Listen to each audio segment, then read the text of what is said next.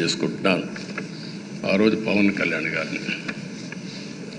కళ్యాణ్ గారిని assembly gate కూడా తాకనీయం అని పెద్ద పెద్ద డైలాగులు చెప్పారు. 21 సీట్లలో పోటీ చేస్తే 21 సీట్లను గెలిపించిన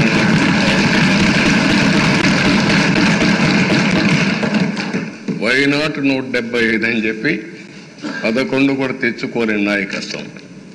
అంటే ఏ విధంగా మాట్లాడారు అనేదానికి ఇది ఒక ఉదాహరణ.